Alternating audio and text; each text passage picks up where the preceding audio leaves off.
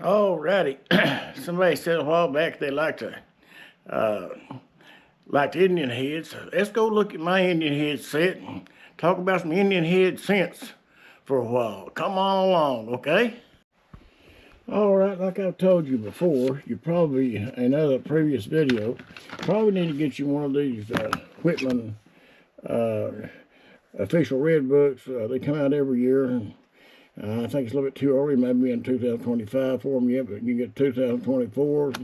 And each year the corn prices seems to be going up every year. So I went ahead and turned over to the Flying Eagle scents. And I've got a full set of Indian head scents dating from 1859 through 1990s.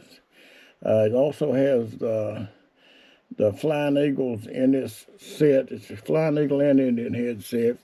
All right, one of the Flying Eagle scents I don't have, the real rare one, it's the 1856. There was only like 2,000 of them made, so you can understand that, I guess. Got the small date and, the next one would be the 1857 Flying Eagle. Then you got the large and small date, 1858. Then it goes into the Indian heads. You come down with 1864. You know, the different types of copper they put in and made them look a little bit different. Now, some of these Indian heads I've had a long, long time. Some of them had a little bit of environmental damage and old cleaning and so on and so forth. I've got two that's graded. The real rare ones are graded. PCGS G4 on 1877, which is really a good corn. If you can see how good a shape it's in or not, the light glares on it. The first looks like it's good or whatever. It's 1877. Now this is PCGS. Now this very good 1909S. Was graded by SEGS, and I don't see how in the world they come up with environmental damage. I don't see that anywhere on this corn. But anyhow, that's the way they graded it. So that's a rare corn. It's hard. Both of these hard to find. Both of them are graded. Now, none of these other corns are graded. I could shoot a number out to you, but that don't mean it's going to be right. See. And this set of Indian heads is nowhere near the quality as far as shape as my set of Lincolns with the 1990 SVDB. I've worked on this set for a long, long time. This is the only set that I've had that's full of the Indian heads. And but now they're back when I was going to tell you one more thing. Back when not within 10 years, from the time I started collecting Indian heads and collecting corns in general, I could buy Indian head corns. Now listen to this, and you'll think I'm lying. I could buy Indian head corns for $5 a roll for 50 of them. And they'll have the dates on them too. Not dates wore plumb off of them or nothing, and different dates. You know, most of them was in the later dates. But anyhow, you could buy the Indian head corns for $5 a roll. Now, you can't even get them for $50 a roll now, I don't think. So anyhow, that's how that goes. And these corns here, back when I got them, I think it was $300 or $400 a piece. Maybe more than that. I can't remember exactly the amount on them, just for them too. But anyway, and the prices just keep going up. I'll show you. Okay, like I mentioned, the 1856 2000 mintage. One's in just G4 is 7,000. You had one in MS60 is 15,000 then, and that's 2020, so probably higher than that now. All right, the 1857 for G4 is $25. MS60 is $450. 1858 large letters for $25 G4. $450 for $450 for MS60. 1858, and I don't have the 1858 over 57. That'd be a hard one to get. The small letter 1858. I don't even have a place for it in this capital holder here that's plastic. Okay, the 1858 small letter one. Anyhow, $500 for MS-60, $25 for G4 then. So, anyhow, let's get over here and look at some of these other ones. Let's look at the first. Really hard to get. The rare Indian head, which will be the 1877.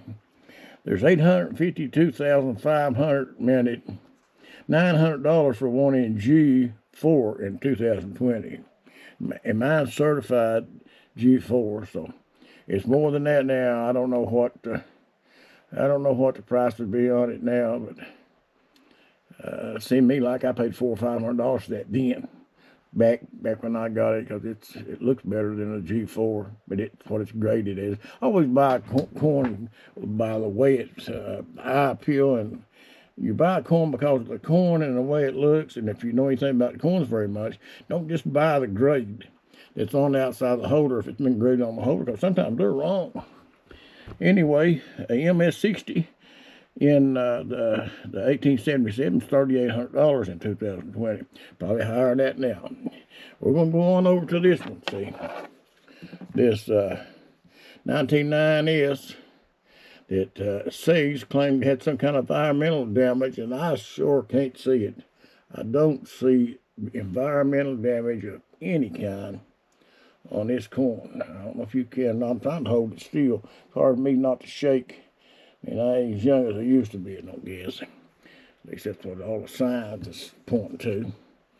And you can see, I just don't see environmental damage on that corn. All right, anyway, enough of my complaining. The 1909S in 2020 was worth $300 in G4. MS-60 is worth $1,000. So, anyhow, only 309,000 of these was minted. So it's a lot more rare as far as the amount of coins that they made than the 1877. Okay, I can get this where you can see it. I'm having a hard time getting a light on it just exactly right. Anyway, that's a good looking corn right there, I tell you it is. This one is 1909S, 309,000 minutes. So you can see the quality of this corn, I hope. Trying to hold my hand steady where you can see it better. Yeah, anyhow, that's it right there. Okay. Alrighty, and I thought I'd show you. You need to get you one of these books. Not only can you check the Indian heads, then it goes on over into the Lincoln wheat cents.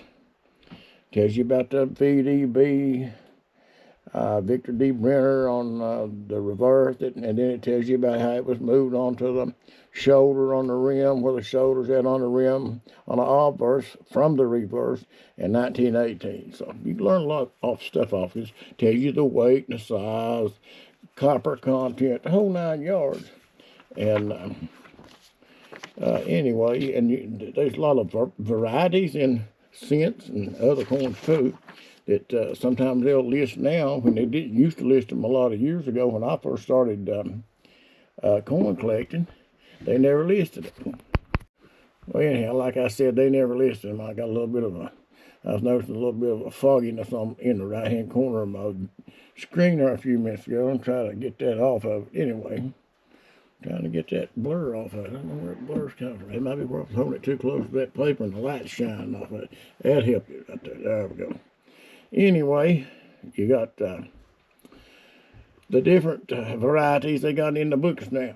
Back then, when I first started corn collecting, the rule of the thumb, when you was fooling with Indian heads, you had to have 2 letters of liberty on the obverse showing to be able to be a very good.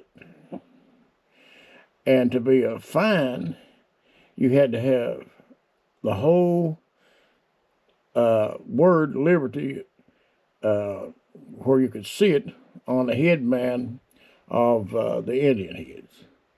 So that's how they done it. But it's different, a little bit different now how they grade stuff. They don't grade stuff exactly like they used to, but which might be good points, not bad points too. But anyhow, if you like fooling with corn collecting, had corn collecting on your mind and thinking about doing it, you can start out. Get you a book. You don't have to get one like this. You can get one of those blue books. It's made out of something like cardboard. You can pop them in and out. You can't see the reverse side of it when you get that kind of a book to use. But you can pop the front in. And the people back then used to put the one with the S's, like the 1909S and 1908S, which the 8S is in here. See, it's already in my book. It's not certified, but I bought it from a corn dealer quite some years ago. Paid pretty hefty for that, just for that corn. I think it's fine or very fine or something. Anyway, you can get the blue books from Whitman, $3 or $4 or $5 a piece, and you can pop one side of it, and then people would put the 1908S and 1909S in with the face down. That way people could see that S and they know what they had in the book. So it would show to people. Anyway, but you have to do that, and you can see both sides. Anyway, I thought I'd let you know that. And anyway, get you one of these. Now, this is all retail prices on corn just listed here. And they make these Whitman books like this. That's blue and white in color. That gives you the wholesale price. In case you're wanting to start into corn, buying corns and reselling them or whatever, you know. You can go into it as a business if you want to invest money and want to study up on it. Excuse me. Anyhow, if you want to get, if you got that on your mind about starting a business, my advice to you is to learn about the corns first before you try to start a business. It is, because you can get took. You can go in a hole right easy. You might make some money on some deals, but if you're less you're knowledgeable on the stuff pretty much, you'll go in a hole in a hurry real quick sometimes. And not only that, they've got counterfeiters out. It's got worse in the last years. There's counterfeiters out as making corns out of other materials than what they was originally supposed to be made out of. And they're cheating a lot of people out of their money, and they're buying useless trinkets that are supposed to be corn, United States corn, that's not got the amount of silver, don't have any silver, some of them, in the silver corns, and some of the gold corns is not nothing but just plated. So you better watch what you're doing if you're going to fool with that. I thought I'd tell you about that, and you can, and these red books and the blue wholesale books where people buys corns all the time uses. They've got guidelines and stuff of what the weights are supposed to be on each corn, and the quality of what type metal content is in each one of them, and the size. I'm talking about down to the nitty gritty on it. See, you'd have to get your postal scale. You can get them for $25 probably, a digital postal scale. You can weigh them corns with if you're going to pay very much money for them. Make sure you're not getting robbed. And one thing that I was going to tell you is this. One thing you need to get is a magnet. Because if somebody's trying to sell you a gold corn or a copper corn or silver, excuse me, gold or silver corn, and it looks good, almost unbelievable, the price and all that. Or anyhow, if it ain't an unbelievable price, it might be just a good price on it, or they might be wanting to charge full amount. You better have you one of these, because silver won't stick. A magnet won't stick to silver, and it won't stick to gold. If it's some other kind of metal in it, it will stick to it. So I thought I'd mention that to you. It don't work with copper, but it works with silver and gold. So I thought I'd throw that in there for you. Let's take one more look at my 1877 Indian head. If I can get this situated where I can see it without casting a shadow on it. Let's see if I can get up close enough to it to where you can see what I'm talking about without getting a glare. All right, let me turn it now and show you the reverse of the 1877 Indian head. And that's good looking corn. That's a G4. Yes, G4 by PCGS. This is the Indian head graded by SAGS as environmental damage. Trying to get it up where I can hold it steady without losing the view on it, and get a good view of that, getting too glare with that light. Anyhow, there's the obverse of the 1990s, and here is the reverse.